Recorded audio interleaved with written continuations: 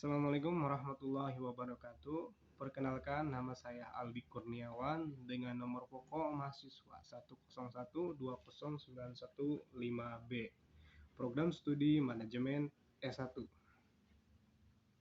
Di sini saya akan membuat video guna memenuhi tugas evaluasi akhir semester pada mata kuliah Konsentrasi Sumber Daya Manusia. Dosen pengampu Pak Agus Alamsyah, SH.MM. Baik.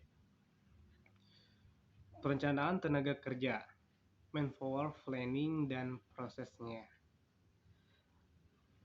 Dari hari ke hari, mungkin tuntutan memiliki kemampuan yang lebih baik terus meningkat, termasuk kemampuan berbahasa asing. Untuk itu, karyawan Lister from Company salah satu upaya untuk mengoptimalkan kemampuan sumber daya manusia SDM yang ada, yaitu dengan perencanaan tenaga kerja atau sering kita sebut manpower planning.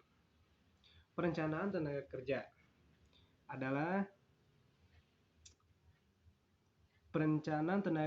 adalah proses memperkirakan kebutuhan tenaga kerja dalam rangka mencapai tujuan bisnis di perusahaan. Perencanaan ini dilakukan oleh tim HR dengan menganalisis SDM yang tersedia.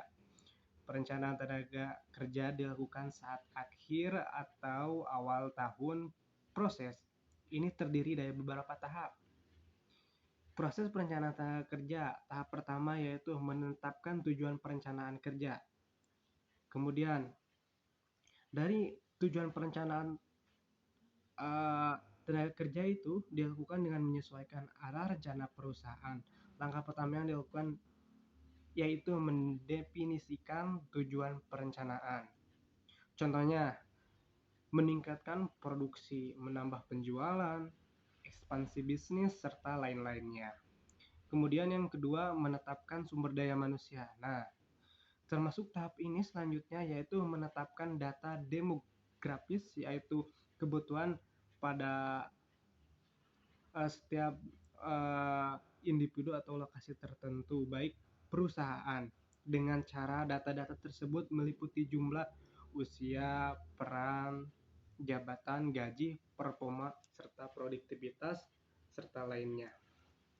Yang ketiga, menghitung kebutuhan SDM. Jumlah SDM yang tersedia dicocokkannya dengan rencana bisnis di masa mendatang. Apakah jumlah SDM tersebut mencukupi untuk meraih tujuan perusahaan? Gitu.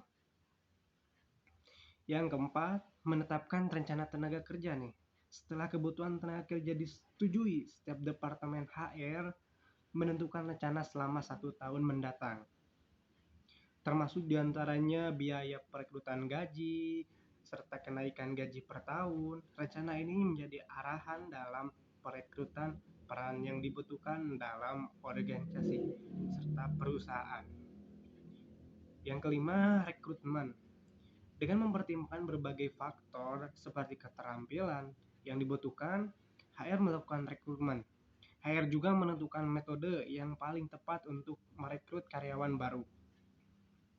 6. Memonitor kesenjangan keterampilan.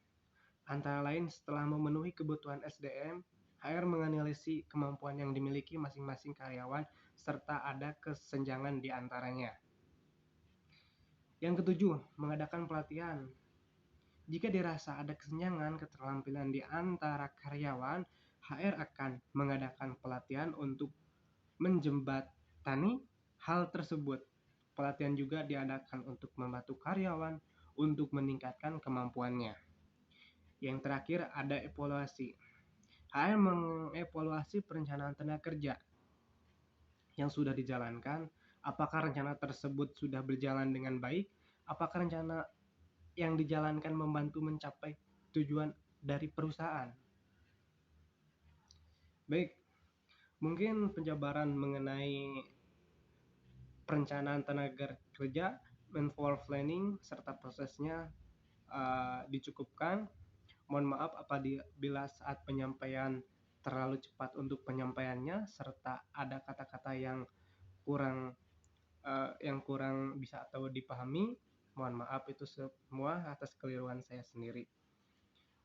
Akhir kata, Assalamualaikum warahmatullahi wabarakatuh. Selamat sore, semoga sehat selalu.